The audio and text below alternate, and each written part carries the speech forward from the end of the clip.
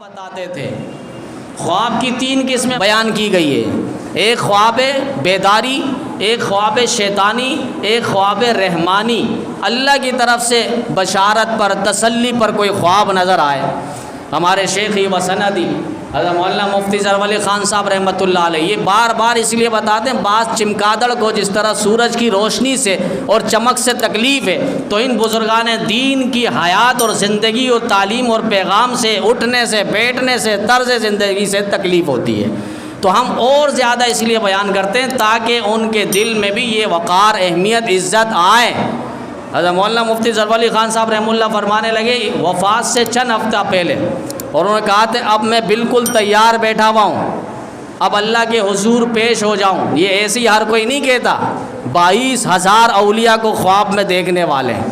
ہر رات ہمیں خود بتلایا کہ ہر دفعہ جب میں بخاری شریف پڑھانے آتا ہوں یا ترمذی شریف پڑھانے آتا ہوں، ان بزرگوں کو خواب میں زیارت کر کے آتا ہوں۔ پیران پیر شیخ عبد القادر جیلانی رحمۃ اللہ علیہ کو جس طرح ان کی کتابوں میں پڑھا، اسی طرح خواب میں کئی مرتبہ ان کی زیارت سے مشرف ہوئے ہیں۔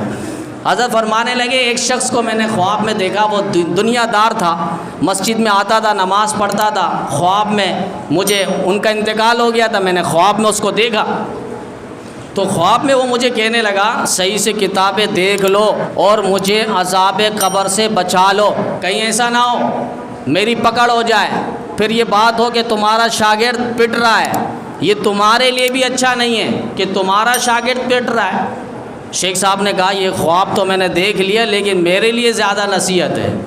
اب آپ دیکھیں نا، خواب سے یہ چیزیں لی جاتی ہے کہ میں اپنا خیر مناؤں کہ میرے بارے میں کیا ہوگا، میں نے تو دوسروں کو کتابیں پڑھا دی، واعظ و نصیحت کر لی، میرے ساتھ کیا ہوگا، یہ فکر میں حضرت لگ گئے۔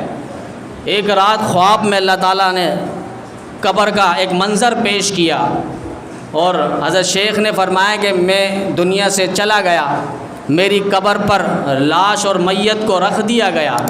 رکھنے کے بعد میرے دائیں طرف جو ہے ایک حسین و جمیل انسان، خوبصورت شکل والا پیش ہوا، اور اس کے بعد ایک دوسرا آیا اور وہ میرے پاؤں کی جانب سرانے کھڑا تھا، تو دائیں والے نے کہا کہ آپ پاؤں کی طرف کھڑے ہو جائیں۔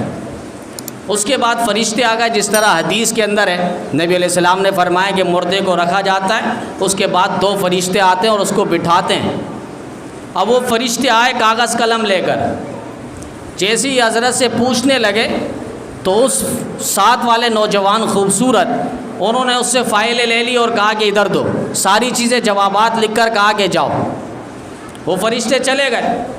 اب یہاں شیخ نے کہا آپ لوگ کون ہو؟ تو انہوں نے کہا کہ میں یہ جو ہے صلاۃ الفجر ہے، آپ کی فجر کی نماز ہے، جو آپ بڑے شاہانہ انداز میں فجر کی نماز پڑھانے آتے تھے، یہ آپ کا وہ عمل ہے۔ اور حدیث کے اندر بھی ہے فجر کی نماز جو ہے وہ قبر میں نوجوان طاقتور شکل میں پیش ہوگا، اور وہ کہے گی انا صلاتک الفجر، میں آپ کی فجر کی نماز